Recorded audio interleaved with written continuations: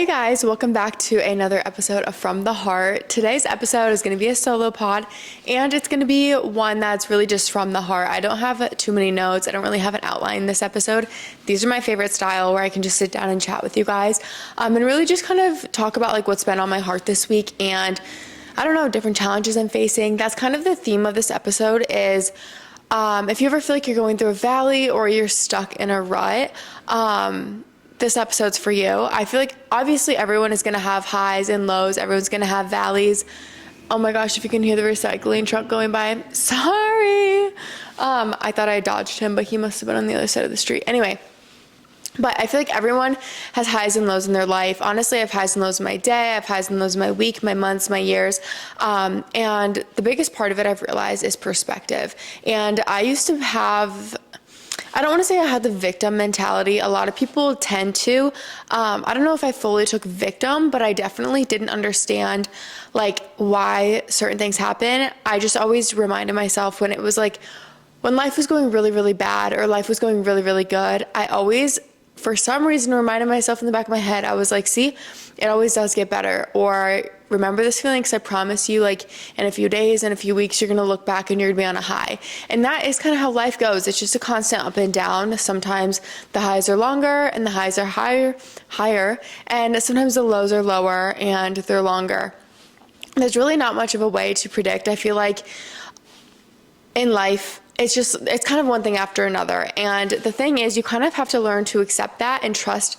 I'm very faithful. I trust God's plan, and I understand that a lot of times when I'm being tested, it's because it's something I've been praying for. If I'm like, Lord, I pray that you help me become more patient, like give me patience. Well, the only way to develop patience is to be tested in situations where you have to be more patient. Literally right before this episode, I'm not in a rush really, but like I'm still kind of on a time crunch to get this episode filmed for my afternoon because I have to be somewhere. And this necklace I was putting on, it was in my gym bag after my run today, and it got all like knotted up. You know how like chains can do that and like get in knots?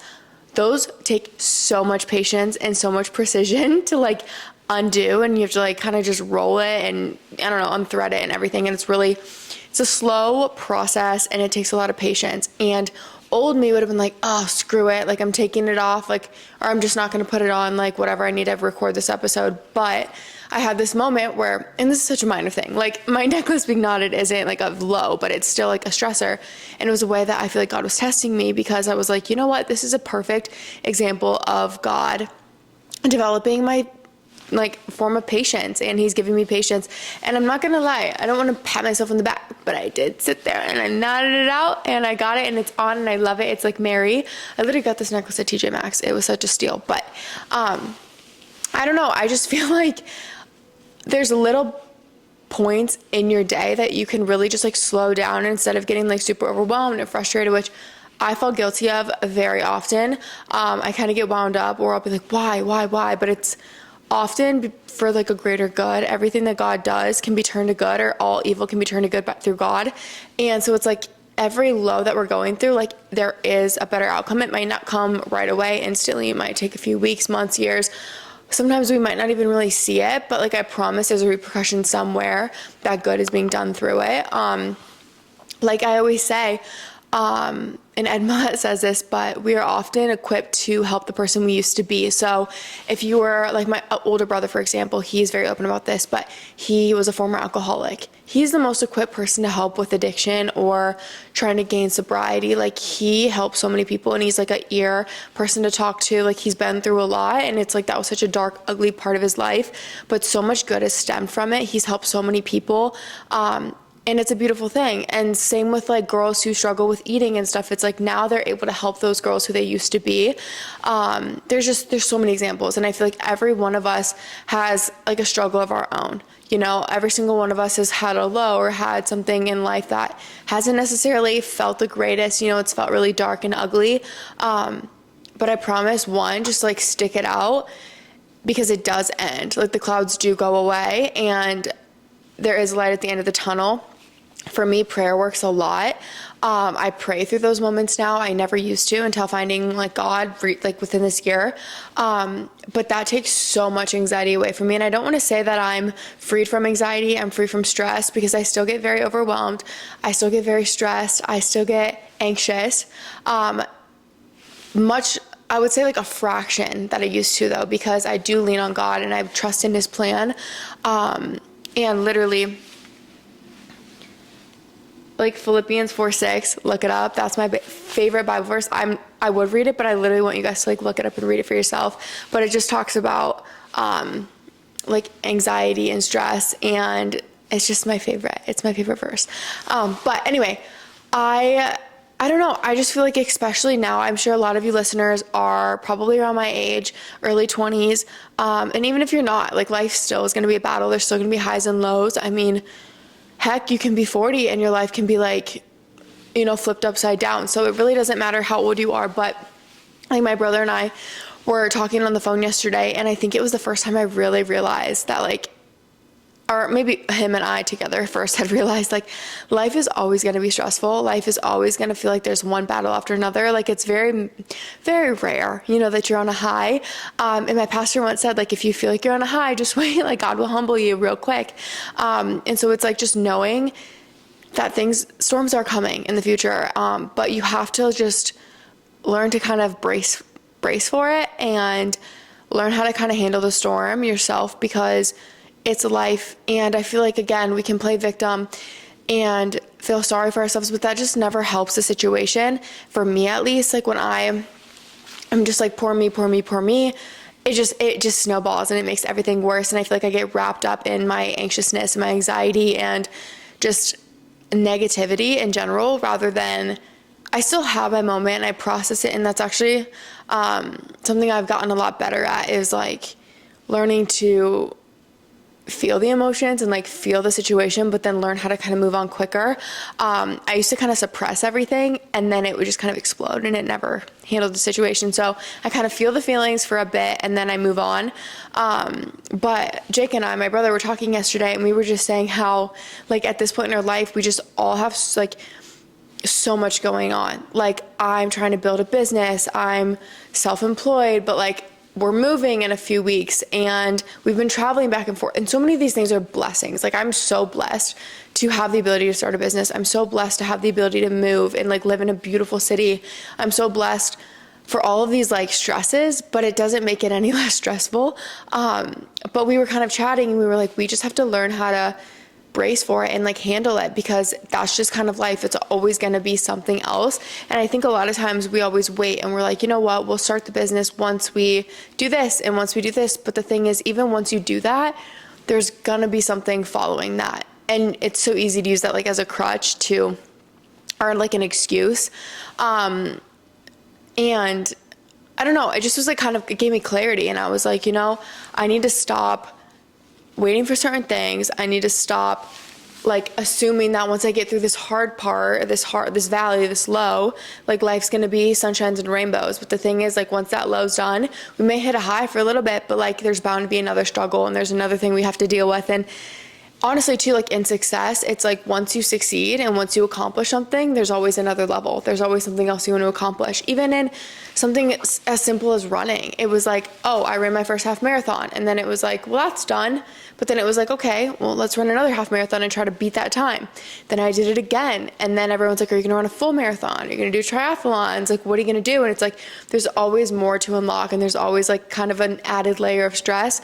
So I think it's just so important to, one, understand that it's okay. Like, that's normal. And I think that's just life. That's just life, especially now at our age, like as an early 20-year-old, there's a lot of stresses. There's so much change in our lives, and it can feel really, really overwhelming, and it can feel really stressful. But learning to, I guess, find the beauty in it, and learning to kind of, I guess, open your eyes to like, what is this teaching me? What opportunity can this open? How is this like leveling me up? But I guess too, like, sometimes I've noticed in life that sometimes it's not life getting in the way and putting us in our like lull and like a low moment. Sometimes it's ourselves. And I think that's the hardest one for me to wrap my brain around, because I'm like, this isn't God testing me. This isn't God making me stronger. Like, this was because I kind of let myself down and I wasn't doing what was necessary. And I kind of feel like I've been struggling with that a little bit, just because I know all the actions I need to take. I know all the steps I need to be making and taking. But like, I don't always do that. And I want you guys to know that nobody's perfect and everyone's going to have good moments and bad moments. But I think those are the most frustrating times, just because we know we're better and we know we have more potential. There's more in us. And when we're not giving 100%, those lows can feel lower just because we feel guilty, you know? But the thing is, you have to learn how to kind of hop back on the horse and stop feeling sorry for yourself, because I think for a little bit, that's what stirs up my anxiety, because I feel like I'm losing a sense of control. Not that we can control everything in our lives, but we can take steps to help ensure we are getting where we want to go. I always preach that. But for me, like, it breaks it down to the most simple things. And it's like, when I get out of my routines, a lot of things suffer, and they suffer really quickly. Honestly, too, like, a lot of my issue right now is just like my training and my physique. I felt great and now I don't feel so great. And I'm like, well, let's like reflect. Let's take a step back. And it's like, okay, well, I haven't been doing what's necessary. I haven't been doing the right steps. So duh. But there are so many simple fixes that I can make to better myself. And I've realized too, like, when I feel my best, I give my best, and I'm just a better version of myself. So like, that should be my number one priority, because I want to be able to give everyone and everything in my life 100% of me.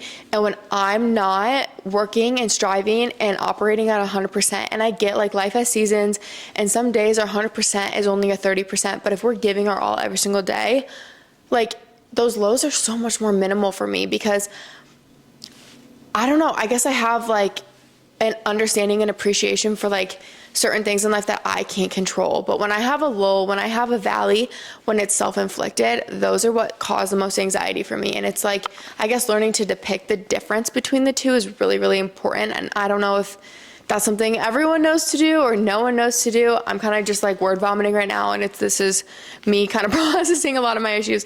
But like, I guess every time I'm like feeling down, I need to like understand, like, are you feeling this way because of something that you've done, or is it kind of out of our control? And if it's out of my control, I'm going to pray about it. I'm going to trust God, and I'm just going to keep going on, keep carrying on. But if it is something that's a little self-inflicted, that is self-inflicted, it's like, that's when we need to like step up and make the changes, because we can't keep throwing ourselves a pity party.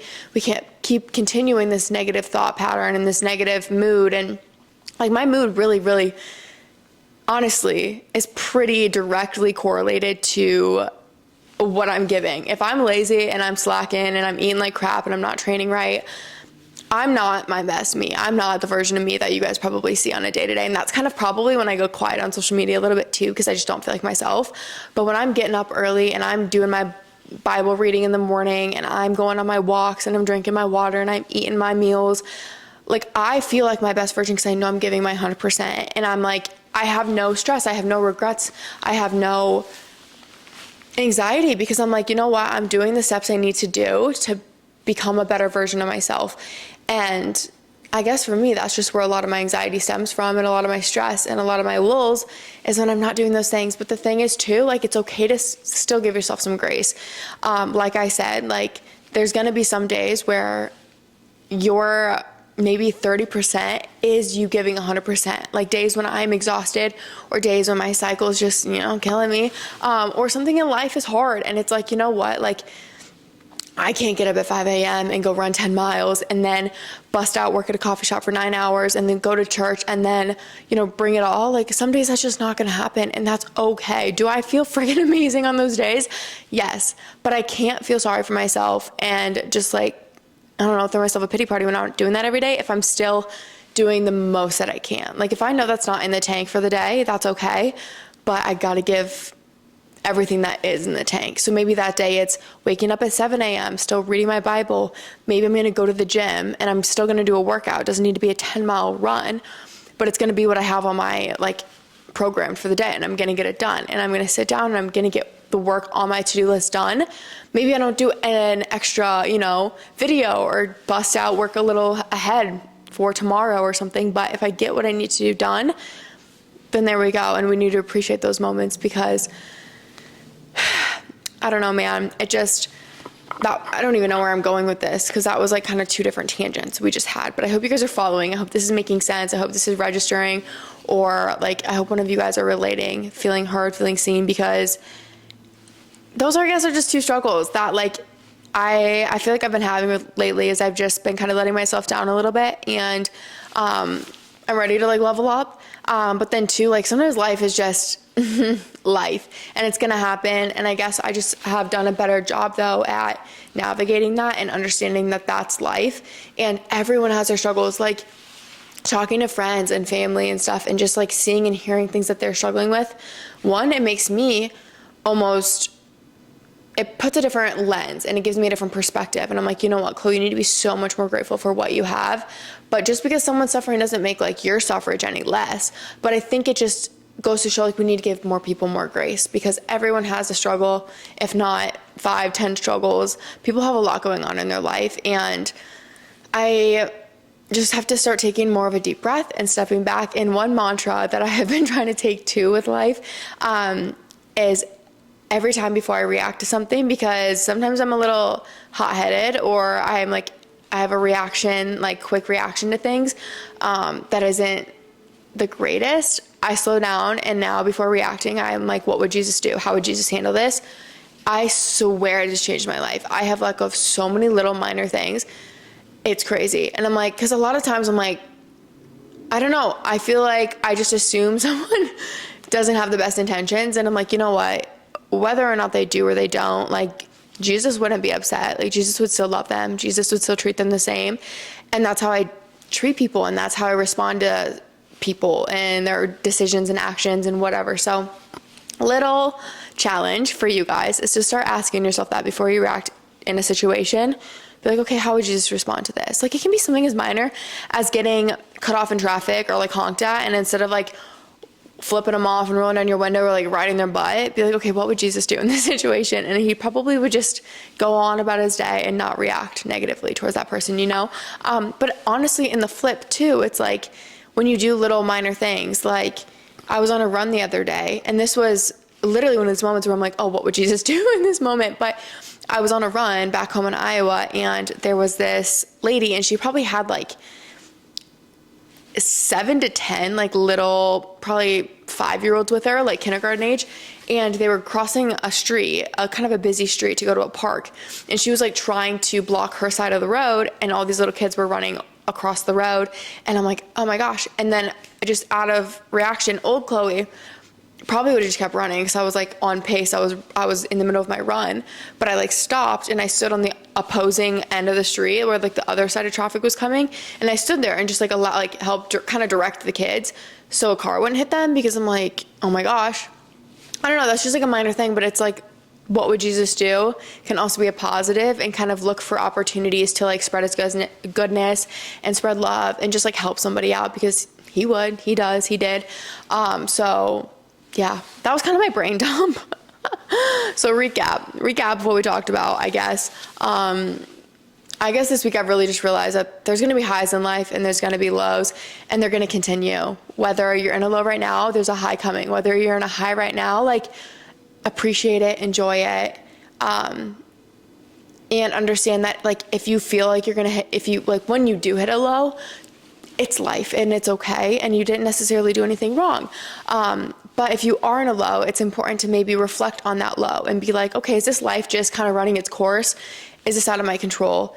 And if it is, like, what is God teaching me in this situation? What is life teaching me in this situation? How can I become better? How can this unfortunate situation be turned to good? But in the opposite, in that situation, if it's something self-inflicted, reflect on it and be like, okay, why am I doing this? Why is this a continued pattern? I like to pray in those situations, and I'm like, God, please release me from this like struggle and this habit that I continually, this cycle, pray through that and take steps and action steps, because prayer is powerful, but action still needs to be made too. So definitely start making action steps towards, getting out of that rut. And then again, just ask yourself, what would Jesus do in this situation when you're faced with a challenge, when you're faced with an opportunity, when you're faced with a decision, anything? Like, I've been making a lot of big decisions recently, and it's been really, really stressful. Like I said, I'm moving, and let's just say, living in Scottsdale, Arizona is not cheap. Right now, I'm in Mesa. It's much cheaper out here. So I was prepared. I wasn't sticker shocked because I knew that was going to be my reality, but like, just having to pray and trust God and going through the process of apartment hunting, like, I had a mental breakdown. I called my mom and I was bawling, so stressed out, because it was like the first time I've had to do this alone. Like, I was doing all these tours alone. I was like making this decision alone. Like, I'm living on my own now. Like, this is on me. And I just felt like overwhelmed, because I'm like, in my brain, I'm still like a 16-year-old girl, and I'm like making these big girl decisions. But in reality, I'm like 23 practically next week. And I'm like, okay, let's adult, let's step it up. And I just had to pray about it and be patient with it and trust too. I'm like, God, have your way. Like, if I don't get like approved for this apartment, or if there's no like units available that fit me, like, I just trusted that. I'm like, this wasn't meant for me. It wasn't meant for me, and there's better to come. And that's hard to do sometimes, especially when you have your heart set on something and you think you found like the right apartment or the right person or the right job or something, and it falls through. Like, trust that it's happening for a reason. It's happening for you, not to you, they always say. But like, that truly has helped me so much, because I was getting so stressed. But I was like, God, have your way. I trust you. I trust the outcome of this. So yeah. Anyway, I'm going to stop rambling. This is going to end the episode. I'm having a very exciting, fun guest on next week. I think you guys are going to be stoked. It's going to be such a fun conversation. So be on the lookout for that. But anyway, I love you guys so much, and we will chat next week. Bye, guys.